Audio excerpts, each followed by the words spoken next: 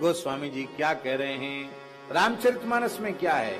नाम के अतिरिक्त इसमें कुछ नहीं, जो कुछ भी है वह श्री राम नाम का ही प्रताप है और श्री राम नाम का ही प्रकाश है। गोस्वामी तुलसीदास जी का अवतरण कब हुआ? संवत 1554 में उनका आविर्भाव है। और मानस जी कब लिख रहे हैं? 1631 में। तो 1554 से 1631 का समय जोड़ो, कितना हुआ?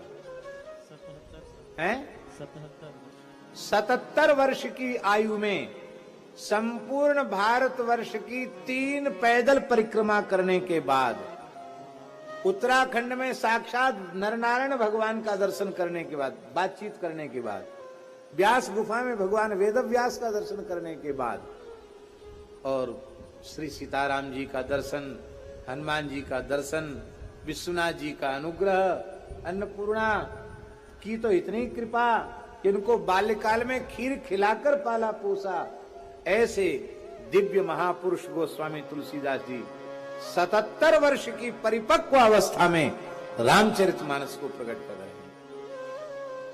सारे जीवन की तपस्या और भजन का सार है ये ग्रंथ। धर्म सम्राट स्वामी श्री करपात्री जी महाराज प्रत्येक चातुर्मास्य काशी में ही करते थे, उनका नियम था।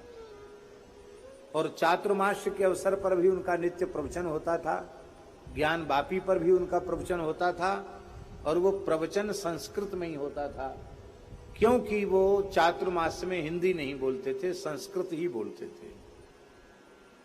तो उनका थोड़ी देर का प्रवचन होता था, वो संस्कृत में ही होता था। मिलने का जो समय था उसमें भी विद्वानों से वार्ता संस्कृत में ही करते थे, हिंदी में नहीं। पर वह अपने संस्कृत के प्रवचन में रामचरितमानस की चौपाई बोलते थे। उस समय पूज्य करपात्री जी महाराज के दक्षिण बाहु कहे जाते थे। महान विद्वान पंडित स्वामी श्री देवनायकाचार्य जी महाराज बड़े विद्वान थे, देवनायकाचार्य जी महाराज, और रामानुज संप्रदाय के थे, और स्वामी जी के प्रति उनकी बड़ी श्रद्धा थी, और स्वामी जी उनका बहुत आदर करते थे। तो उन्होंने एक बार कहा कि स्वामी जी, पंडितों में एक चर्चा छिड़ी हुई है। क्या? बोले स्वामी करपात्री जी संस्कृत बोलते हैं, चातुर्मास में हिंदी नहीं बोलते, फिर रामचरितमानस हिंदी की चौपाई क्यों बोलते हैं आप 4 महीने चातुर्मास में न बोलें चौपाई, और कुछ बोल दें, चौपाई का अर्थ संस्कृत में बोल दें, आपका नियम तो टूट जाता है। स्वामी जी के नेत्र सजल हो गए। स्वामी जी ने कहा, भाषा ग्रंथ होने पर भी मैं रामचरितमानस की चौपाइयों को, दोहों को, पंक्तियों को साम वेद से कम आदर नहीं देता। ये साक्षात वेद है, मैं इसे वेद के तुल्य मानता हूं कि जब तक रामचरितमानस धरती पर विराजमान है तब तक वेदों के तात्पर्य का लोप धरती से नहीं हो सकता है। वेदों के अति गंभीर तात्पर्य को तुलसीदास जी ने अत्यंत सरल भाषा में लिख दिया। इस प्रकार से गोस्वामी जी महाराज ने बहुत बड़ा उपकार हम सबका किया।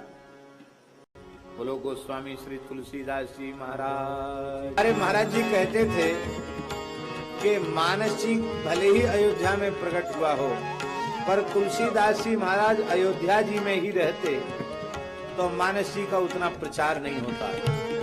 मानस जी का अधिक प्रचार इसलिए हुआ क्योंकि गोस्वामी जी संपूर्ण जीवन काशी में रहे।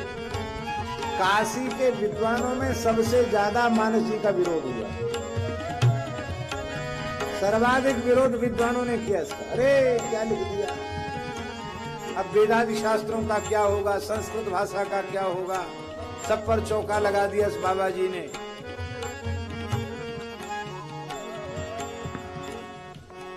ऐसे नहीं मानेंगे। इसमें काशी के सबसे बड़े विद्वान हैं श्री मधुसूदन पाद सरस्वती। वो यदि सम्मति ठीक लिखेंगे तो हम लोग मान्यता देंगे, नहीं तो नहीं देंगे। आप सम्मति दीजिए। क्या सम्मति दें? बोले भाषा ग्रंथ है, संस्कृत भाषा का बड़ा भारी अपमान है, इससे तो संस्कृत विद्या ही लुप्त हो जाएगी, आप इसका विरोध कीजिए। मधुसूदन पाद सरस्वती जी ने कहा, ग्रंथ को आद्योपांत देखे बिना मैं कुछ भी नहीं कह सकता। पहले ग्रंथ उपलब्ध कराओ, ग्रंथ उपलब्ध कराया गया, आपने आद्योपांत देखा, विद्वान थे, आग्रही नहीं थे, दुराग्रही नहीं थे, सत्याग्रही थे, सत्य का आग्रह रखने वाले थे। सत्याग्रही होने के कारण वे बहुत प्रसन्न हुए और उन्होंने मूल पोथी के ऊपर अपनी कलम से एक श्लोक लिखा। इस आनंद कानन वाराणसी में एक चलता फिरता तुलसी का पौधा है, तुलसीदास, उसकी कविता मंजरी जो रामचरितमानस है, उस पर राम जी भौरा बनकर मड़राते ही रहते हैं। ये संस्तुति प्रशस्ति लिख दी, पंडितों को घोर निराशा हुई, बोले तो बाबा जी एक हो गए,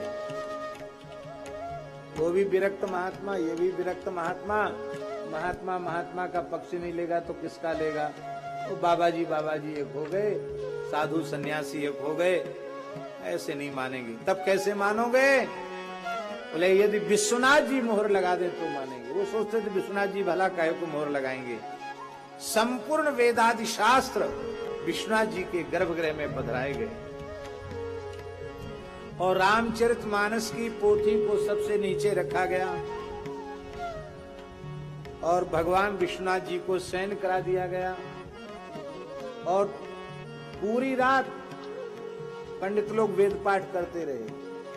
ऋग्वेद, यजुर्वेद, सामवेद, अथर्ववेद, घंट पाठ, जटा पाठ करते करते उनके कंठ शुष्क हो गए, गले सूख गए बेचारों के। वेद पढ़ने में बहुत जोर पड़ता है, आंतें सब ऊपर की ओर उठ जाती है, बहुत शक्ति लगती वेदोच्चारण में। तो महाराज जी